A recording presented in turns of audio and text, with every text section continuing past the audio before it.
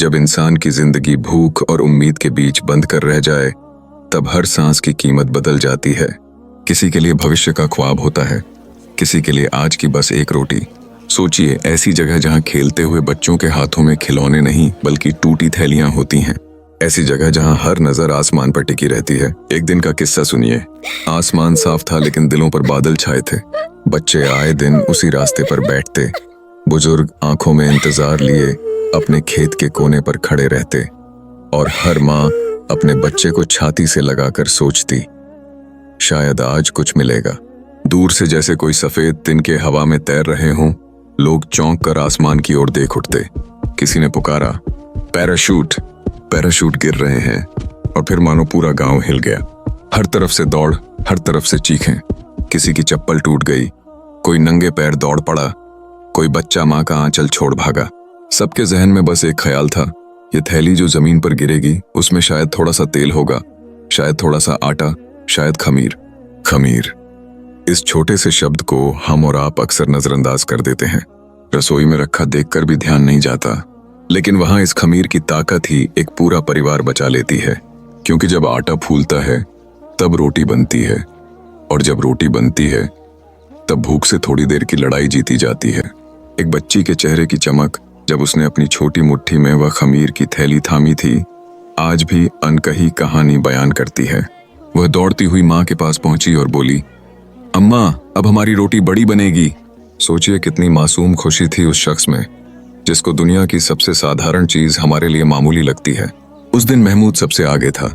उसकी सांस तेज चल रही थी, धूल उड़ रही थी। पीछे से हमादा चिल्ला रहा था, धक्का मत दे, गिर जाओगे। लेकिन कौन किसकी सुनता? भूख से बड़ी कोई ताकत नहीं। लोग गिरते उठते फिर दौड़ पड़ते। जमीन पर एक बोरी गिरी और उस पर 20 हाथ एक साथ चिपक गए। कोई खींच रहा था, कोई धक्का दे रहा था। औरतें चीख रही थीं, बच्चे रो रहे थे। आखिर किसी के हाथ सिर्फ खाली बोरी का टुकड़ा आया। किसी ने उसमें से चुपके से छोटी थैली निकाल ली, और यूं ही लड़ते झगड़ते हर कोई अपने हिस्से की उम्मीद लेकर लौट आया। गांव की गली में लौटते समय चेहरों पर पसीने की बूंदें और आंखों में उम्मीद थी। कोई कह रहा था, आज तो तेल मिल गया। दूसरा बोला, हमें भी थोड़ा दे देना, हमारे घर की आग बुझ गई थी। लोग अपनी जेब से निकाली गई छोटी थैली को ऐसे संभाल रहे थे जैसे सोना हो।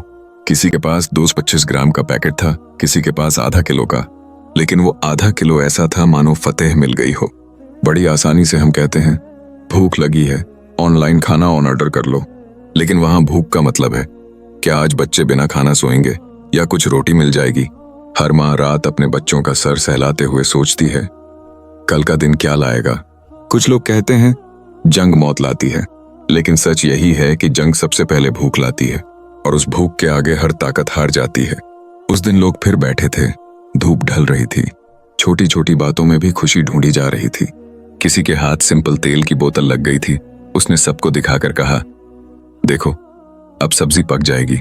औरतें पास बैठ गईं, आपस में बांटने लगीं। एक बोली, हमारे यहाँ भी बच्चा है, थोड़ा दे दो। दूसरी ने अपनी मुश्किल बताई, कल से चूल्हा ठंडा है।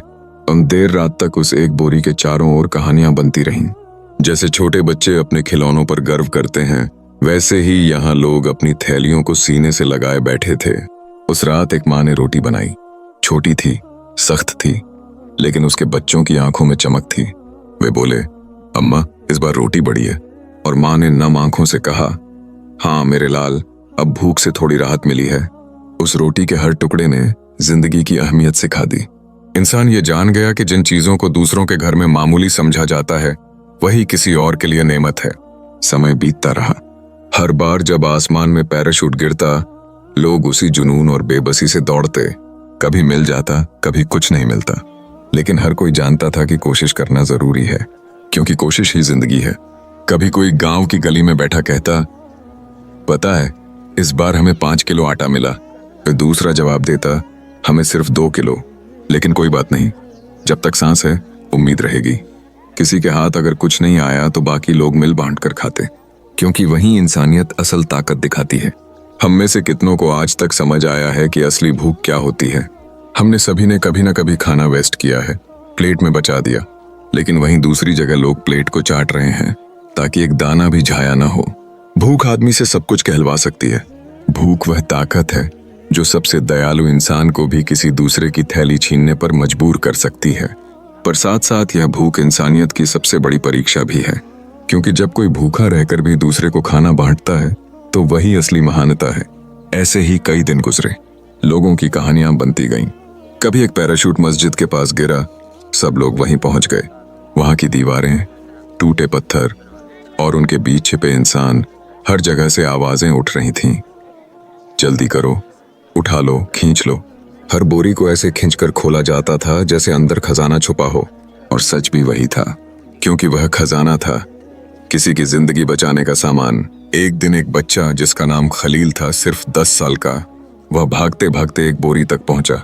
सब बड़े लोग लड़ झगड़ कर निकाल रहे थे। वह डर गया, लेकिन पता चला बोरी के कोने में उसका हिस्सा छुपा था, एक छोटी पैकेट खमीर की। उसने उसे कसकर पकड़ लिया, घर जाकर अपनी माँ को दिखाया और कहा, अम्मा, अब रोटी बनाना आसान हो जाएगा। माँ ने उसे सीने से लगा लिया। उसने कहा, तू मेरे लिए सबसे बड़ा सिपाही है।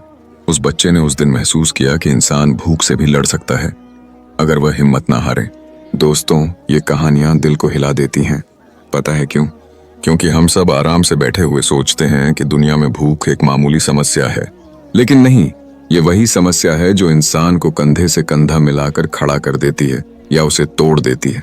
कोई बच्चे की हंसी देखता है तो अपनी भूख भूल जाता है। कोई माँ बच्चे को झूठे बहलावे से सुला देती है, सो जा बेटा, कल दूध आएगा।